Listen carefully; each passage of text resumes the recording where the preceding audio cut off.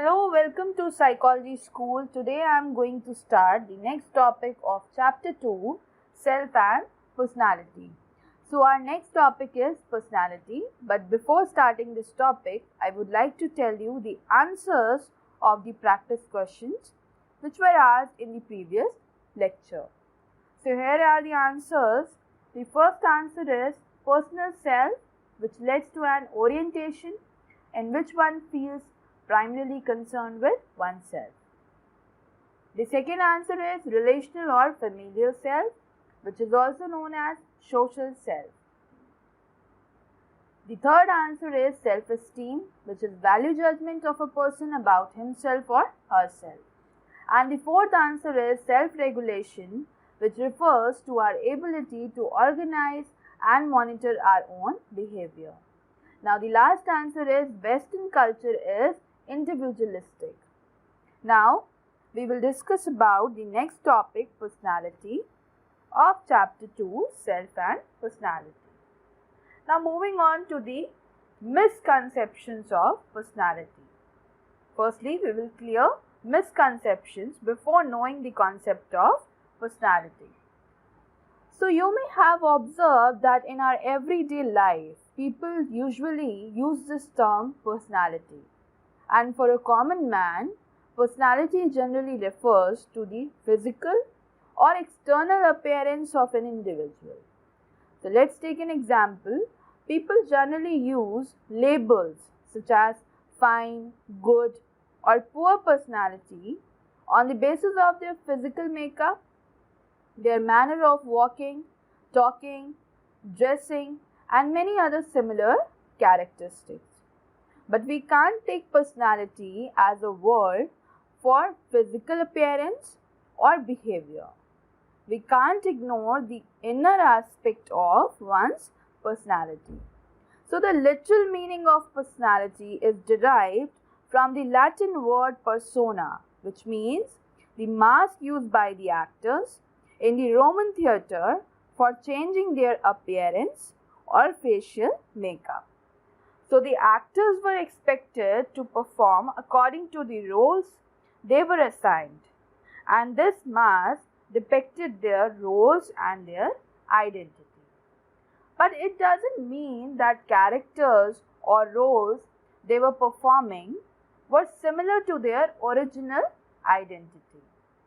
So this concept of personality, which is based on only physical or outward appearance and external behavior, is totally superficial and is not correct. Now moving on to the concept of personality. Now in psychological terms, personality refers to our characteristics, ways of responding to individuals and situations. Now it means in whatever way we are reacting to an individual or any situation or any stimulus, that is our personality. So it means personality is all that a person is. It is the totality of one's behavior towards oneself as well as others. Now individuals generally define themselves or other persons in terms of some characteristics such as shy, quiet, social or sensitive, funny, talkative, and many other similar words. So these words often define some components of personality.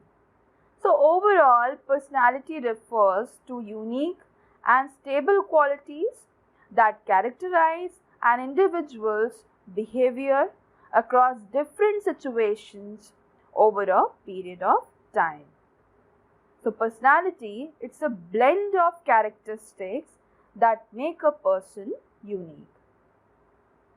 Now you can see in this picture that here are some examples of personality characteristics by which people generally define or describe their personality. For example, cheerful, helpful, stubborn, enthusiastic, warm, proud, trusting, and many other examples. Now coming on to the features of personality.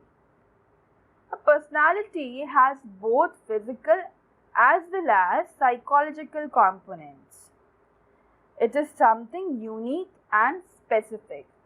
Now each one of us is a unique pattern in ourselves, and every one of us has a specific characteristic for making adjustments.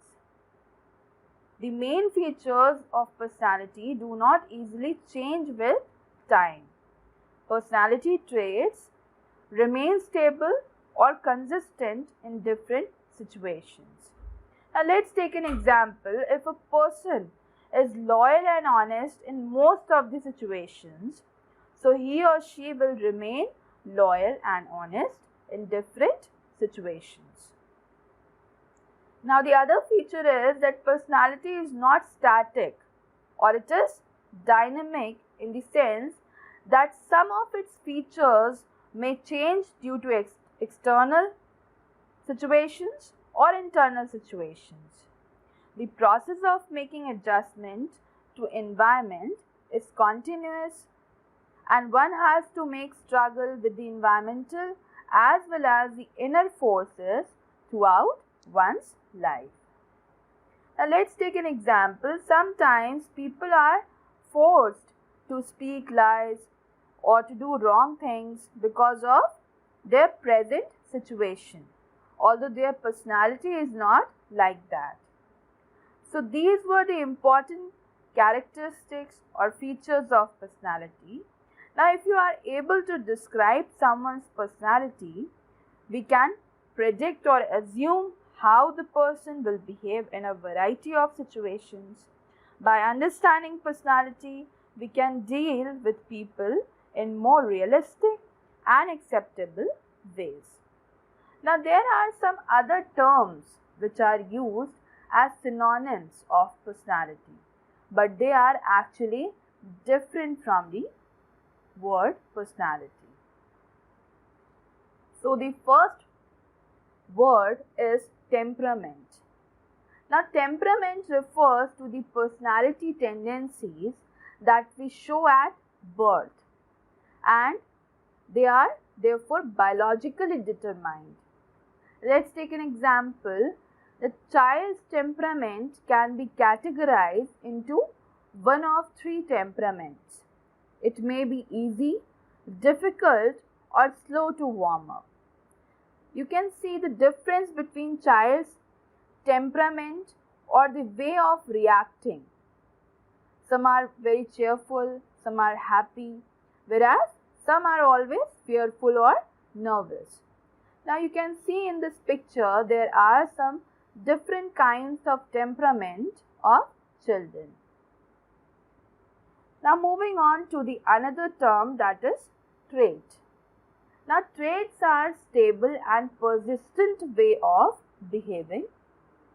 Trait is a consistent and specific manner to respond in a different situations. Let's say one person may be more dominant and the other person may be less dominant, or one can be more friendly and another person can be less friendly. So traits are different both in quality and quantity. Hence people having same trait may differ. Now moving on to the another term, that is dispositions. Dispositions is a tendency of a person to react to a given situation in a particular way. It is a preparation or state of readiness or a tendency to act in a specified way. Now what is the character? Character is the overall pattern of regularly occurring behavior. It is the total of moral qualities by which a person is judged apart from intelligence, competence or special talents. The other term is habit. A habit is the behavior which is often repeated as to be automatic, and these are over learned modes of behaving. Habits are the result of many repetitions of the act in a same way.